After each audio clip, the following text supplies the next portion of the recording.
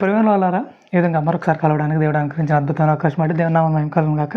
ఆమె అయితే ముఖ్యంగా యేసుక్రీస్తు వారు ఈ భూమి మీదకి వచ్చిన దగ్గర నుంచి ఆయన ఈ భూమిని విడిచిపెట్టి వెళ్ళిపోయేంత వరకు కూడా ఆయన మాట్లాడిన మాటలు మహాద్భుతం అని చెప్పాలి.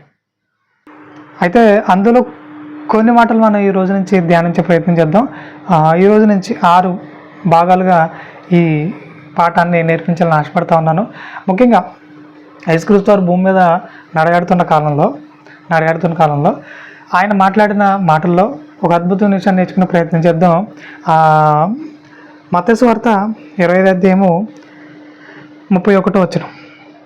తన మహిమతో మనుష్య కుమారుడును ఆయనతో కూడా సమస్త దూతలను వచ్చినప్పుడు ఆయన తన మహిమ గల సింహాసనం మీద ఆసీనుడైనను. తన రెండవ రాకడలో జరగబోతున్న విశేషాన్ని ఆ సంఘటనని వివరిస్తూ అప్పుడు ఏం జరగబోతుంది అని తెలియజేస్తూ అప్పుడు సమస్త జనములు ఆయన ఎదుట పోగు చేయబడుదురు. గొల్లవాడు మేకల నుండి గొర్రెలను వేరుపరిచినట్లు ఆయన వారిని వేరుపరిచి తన కుడివైపున గొర్రెలను ఎడవైపున మేకలను నిలబెట్టును. అంటే గొర్రెలు మేకలు అన్నట్టుగా ఒక ఉపమానాలంకారంగా ఆయన ఆ సంఘటనని వివరిస్తూ ఉన్నాడు. సో అసలు మేకలు ఎవరు, గొర్రెలు ఎవరు? ముఖ్యంగా ఈయన ఎవరి గురించి మాట్లాడుతున్నారంటే బైబిల్లో ప్రతి సందర్భం కూడా ఎక్కువ శాతం క్రైస్తవుల గురించే రాయబడిన విషయం. క్రైస్తవుల గురించే రాయబడింది తప్ప అన్యజనుల గురించి, అన్యజనులు మీరు ఎలా ఉండాలని, అలా ఉండాలని వారి గురించి మాట్లాడడానికి దేవుడు ఇష్టపడట్లేదు. ఎందుకంటే తన ప్రజలుగా ఎవరైతే ఉన్నారో వారిని సరిదిద్దాలని, వారిని సరైన మార్గంలో నడిపించాలనే ఆలోచనతో తప్ప బైబిల్ వేరే ఉద్దేశంతో రాయబడింది కాదు. ముఖ్యంగా యేసుక్రీస్తు వారి మాటలు కూడా కంప్లీట్గా క్రైస్తవులారా మీ ఆలోచన విధానం ఎలానే ఉండాలి, మీరు నడిచే విధానం ఎలానే ఉండాలి అని సరిచేసే ప్రయత్నం తప్ప అన్యజనుల గురించి మాట్లాడిన మాటలు కాదు ఇవి. సమస్త జనములు ఆయన ఎదుట పోగు చేయబడుదురు. గొల్లవాడు మేకల నుండి గొర్రెలను వేరుపరిచినట్లు ఆయన వారిని వేరుపరిచి అంటున్నాడు. ముఖ్యంగా ఒక ఉపమానాలంకారంలో ఆయన మాట్లాడుతూ ఒక అద్భుతమైన విషయం తెలియజేస్తూ ఉన్నారు. అది ఏంటిదనంటే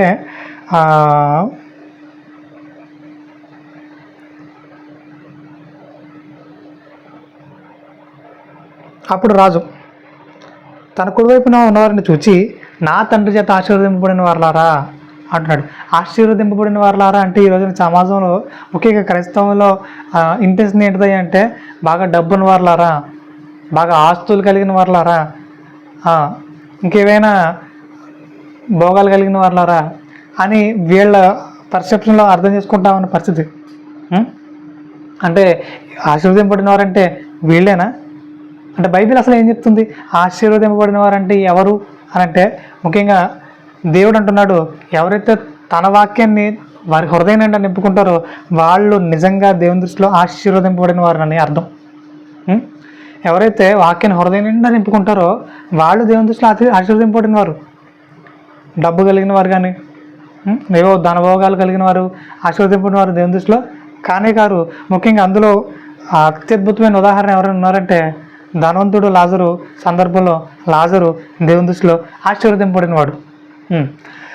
సో అయితే ఈయన మాట్లాడుతూ నా తండ్రి చేత ఆశీర్వదింపబడిన వాళ్ళారా రండి, లోకం పుట్టినది మొదలుకొని మీ కొరకు సిద్ధపరచబడిన రాజ్యమును స్వతంత్రించుకొనుడి అంటాడు. పరలోకానికి ఆహ్వానిస్తున్నాడు ఆయన, పరలోకానికి ఆహ్వానిస్తున్నాడు. అలా ఆహ్వానిస్తూ ఆయన ఒక అద్భుతమైన విషయాన్ని తెలియజేస్తూ ఉన్నాడు. అదేంటిది అంటే నేను ఆకలి కొంటిని మీరు నాకు భోజనం పెట్టితిరి అంటున్నాడు. ఏంటట?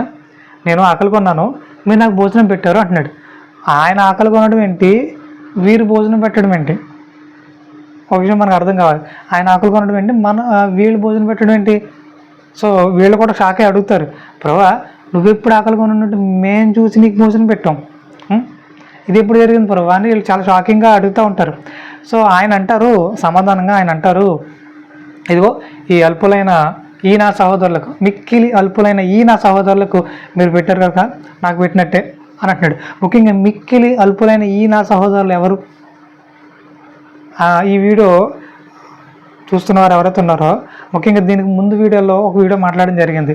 యేసుక్రీస్తు వారి నోట అల్పుడైన వాడు ఎవరు, ఈ అల్పుడైన వాడు ఎవరు అని ఒక అద్భుతమైన వీడియో మాట్లాడడం జరిగింది.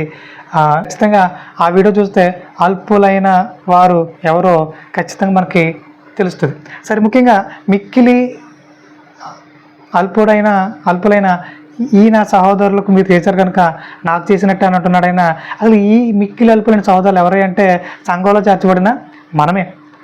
అనగా ఇప్పుడు ఎవరైతే క్రైస్తవులకు ఎంటర్ అవుతున్నారో వారు, ఇప్పటివరకు ఎంటర్ అయిన వారు ఎవరుతున్నారో వారు. సరే, ఏదేమైనప్పటికీ వారి గురించి మాట్లాడుతూ వీరు చేశారుగా, వీరు చేస్తే నాకు చేసినట్టే అని అంటున్నాడు ఆయన. ముఖ్యంగా ఆకలిగా ఉన్నాను నాకు భోజనం పెట్టారంటే ఇప్పుడు చాలామంది అర్థం చేసుకున్న కోణం ఏంటిదంటే వాళ్ళ ఆలోచన ప్రకారంగా చాలామంది తిండికి లేక చాలామంది ఆకలితో చచ్చిపోతూ ఉన్నారు. సో వాళ్ళ దగ్గరికి వెళ్ళి వారికి భోజనం పెట్టితే అయిపోతుందిగా, అంతే కదా. సో అదే దేవుని పెట్టినట్టు మానవ సేవే మాధవ సేవ, ఇంకేంటి అనే పర్సెప్షన్లో చాలామంది కొనసాగిపోతా ఉన్న పరిస్థితి. సో ఇప్పుడు బైబిల్ ప్రకారంగా ఎవరైతే ఆకలిగా ఉన్నారో, ఎవరైతే బ్రిడ్జిల మీద రోడ్ల ప్రక్కంట ఎవరైతే ఆకలితో ఉన్నారో వాళ్ళకి బిర్యానీ పొట్టాలు తీసుకెళ్ళి ఇవ్వడం, లేదా భోజన పొట్టాలు తీసుకెళ్ళి ఇవ్వడం దేవునికి అన్నం పెట్టినట్టేనా? సో అది అలానే అర్థం చేసుకోవాలా, మనం వాక్యాన్ని అలానే అర్థం చేసుకోవాలా. బైబిల్ ఒక వచనాన్ని తెలియజేసినట్టు, ముఖ్యంగా యేసుక్రీస్తు వారి నోట ఒక వచనం లేదా ఒక పదం బయటకు వచ్చిందంటే అందులో లోతైన విషయాలు ఎన్నో ఉంటాయి. సో ఈరోజు ఆ రెండో కోణాన్ని తెలుసుకునే ప్రయత్నం చేద్దాం. ఇప్పుడు ఎవరైతే ఆకలిగా ఉండి చనిపోతున్నారో సో వారికి భోజనం పెట్టడం తప్పంటారా అంటే నేను తప్పనట్లేదు, మంచి విషయమే, చేయండి. కానీ రెండో కోణాన్ని ఈరోజు నేర్చుకునే ప్రయత్నం చేద్దాం, వాక్యంతోనే ఆలోచించే ప్రయత్నం చేద్దాం. అదేంటిదనంటే ఫస్ట్ ఆఫ్ ఆల్ ఈ రోజున సంఘంలో చేర్చబడిన వారు ఎవరైతే ఉన్నారో వాళ్ళ హృదయంలో వాక్యం కరువైందని చెప్పాలి. ఖచ్చితంగా ఎవరైతే సంఘాల్లో చేర్చబడి కొనసాగుతున్నారో వాళ్ళ హృదయంలో సత్యవాక్యం కరువైంది, సత్యానికి బాగా దూరంగా ఉన్నారు. వాళ్ళ హృదయాలు వాక్యంతో నింపబడట్లేదు, వ్యర్థమైన ఆలోచనతో నింపబడతా ఉన్నాయి. రోజు రోజుకు వాళ్ళ హృదయాలు మరింత నీరసించి ఆత్మీయంగా ఆకలితో చచ్చిపోతూ ఉన్నారు. ఇక ప్రకటనలు ఆయన బలంగా మాట్లాడుతూ ఏమంటున్నారంటే మీరు జీవించుచున్నామన్న పేరు మాత్రం మీకు ఉంది కానీ మీరు మృతులే అంటున్నాడు. మరి ఎందుకు ఈ మాట ఆయన ముఖ్యంగా క్రైస్తవుల గురించి మాట్లాడుతున్నాడు? ఆయన ఎక్కువగా ఈ మాట మనం ఎక్కడ వాడతామంటే మీరు బ్రతుకున్నారని చెప్పుకుంటున్నారేమో కానీ మానవత్వ ప్రకారంగా మీరు చచ్చిపోయారు అంటున్నారు. అంటే మీరు శారీరకంగా బ్రతుకున్నారు కానీ మానవత్వ పరంగా మీరు చచ్చిపోయారు అని చాలామంది దగ్గర ఈ పదాన్ని వాడతారు. ఇక్కడ దేవుడు ఏమంటున్నాడంటే మీరు జీవించుచున్నారన్న పేరు మాత్రం మీకు ఉంది కానీ మీరు బ్రతుకున్నారు శారీరకంగా, కానీ ఆత్మీయంగా ఇప్పుడు చచ్చిపోయారు అంటున్నాడు. ఎందుకు చచ్చిపోయారు మీరు? ఎవరైనా సరే చావడానికి ముఖ్య కారణం ఏంటిదంటే ఒకటి కరువు, అంటే ఆత్మీయంగా ఆకలితో చచ్చిపోయారట వీళ్ళు. సో మరి ఇలా ఆత్మీయంగా చచ్చిపోవడానికి కారణం ఎవరు? ఈరోజు చాలామంది బోధకులు వాళ్ళ ఆలోచన విధానం ఎలా ఉందంటే మీకు అవి కావాలా ఇవి కావాలా అనేవాళ్ళు తప్ప సత్యవాక్యం కావాలా అనే ప్రకటించే సేవకులు తక్కువైపోయారు. సత్యవాక్యాన్ని పంచుతాం, మేము బాగా నేర్చుకున్న సత్యాన్ని మీకు కూడా నేర్పిస్తాం, దేవుని దగ్గర చేస్తాం అనే సేవకులు ఈ రోజున కరువు అయ్యారని చెప్పాలి. ప్రియమైన వాళ్ళారా, వాళ్ళ హృదయాలు ముఖ్యంగా సత్యంతో నింపబడట్లేదు, ఏవో వ్యర్థమైన ఆలోచనతో నింపబడుతున్నాయి, ప్రలోభాలతో నింపేస్తున్నారు ఈ రోజున సేవకులు. అయితే సత్యాన్ని పంచే సేవకులు తక్కువయ్యారని చెప్పాలి. ఏదైనప్పటికీ ఇలా వాక్యం పంచడం తక్కువైంది. ఆటోమేటిక్గా వారి సంఘాలు ఉన్న సంఘస్థులు వారి హృదయాలు, వారి ఆత్మీయ జీవితాలు ఆకలితో చచ్చిపోయాయి. ఈ రోజున చాలామంది ఆత్మీయంగా చనిపోయారు ఆకలితో. మరి వాళ్ళ హృదయాల్లో ఇలాంటి శ్రేష్టమైన సత్య సంబంధమైన విషయాల్ని చేరవేయడం అనేది దేవునికి ఆకలి తీర్చినట్టే. నా విషయం మీకు అర్థమవుతుంది కదా నేను చెప్పే పాయింట్. ఎవరైతే ఆత్మీయంగా ఆకలితో చచ్చిపోతున్నారో, ఆత్మీయంగా ఆకలితో విలవెల్లాడుతున్నారో వాళ్ళ హృదయంలోనికి ఈ సత్యాన్ని నింపడం ద్వారా, ఈ సత్యాన్ని చేరవేయడం ద్వారా మీరు వారి ఆకలి తీర్చినట్టే. ఆటోమేటిక్గా ఎవరు ఆకలి తీర్చినట్టు? అల్పులైన ఈ సహోదరులకి ఆత్మీయంగా ఆకలి తీర్చినట్లయితే దేవుని ఆకలి మీరు తీర్చినట్టే అని అంటున్నాడు. ఏంటంట, ఎప్పుడైతే ఈ సహోదరులు ఆకలి తీరుస్తారో, ఎప్పుడైతే ఆత్మీయంగా ఆకలితో మలమలా మాడిపోతున్న వారి ఆకలి సత్యవాక్యంతో నింపి వారి హృదయాల్ని బలపరుస్తారో ఆటోమేటిక్గా మీరు ఎవరికి భోజనం పెట్టినట్టు? దేవునికే భోజనం పెట్టినట్టు అంటున్నాడు. అప్పుడు ఆయన అంటున్నాడు పరలోకానికి ఆహ్వానిస్తున్నాడు. ఎవరైతే ఇలా ఆత్మీయంగా అనేకుల ఆకలి తీర్చే పనిలో బలంగా కష్టపడతారో మీరు ఆశీర్వదింపబడిన వారు, నాకు భోజనం పెట్టారు, మీకే పరలోకం అంటున్నాడు. మీకే పరలోకం, మీకే నిత్య జీవం అంటున్నాడు. మరి ఇలా ఎంతమంది అనేకుల ఆత్మీయ ఆకలిని తీర్చే పదంలో ముందు కొనసాగుతున్నారు? ముఖ్యంగా హెబ్రీయులకు రాసిన పత్రిక 12వ అధ్యాయము 12వ వచనంలో బలమైన మాట రాయబడుతుంది. అదేంటంటే, కాబట్టి వడిలిన చేతులను సడలిన మోకాళ్ళను బలపరచుడి అంటున్నాడు. అంటే ఈ వాక్యం మనం ఎలా తీసుకోవాలి? వడిలిన చేతుల్ని సడలిన మోకాళ్ళ దగ్గరికి వెళ్ళి మనం బాగా మద్దన చేయాలి, నూనె పెట్టి అలా బలపరచాలి అని అర్థం, దాని అర్థం అదా? సో అలాగే అర్థం చేసుకోవాలి మనం. ముఖ్యంగా ప్రేమ వల్ల ఆ వాక్యాన్ని ఎప్పుడు శారీరకంగా అర్థం చేసుకోవద్దు. ప్రతి పాయింట్ కూడా ఆత్మీయంగానే అర్థం చేసుకోవాలి. ఇప్పుడు సడలిన మోకాళ్ళను వడిలిన చేతులను బలపరచడం అంటే ఏంటి? వాళ్ళ చేతులు వాళ్ళ కాళ్ళు దేవుని పనిలో వడిలిపోయినాయి, సడలిపోయినాయి.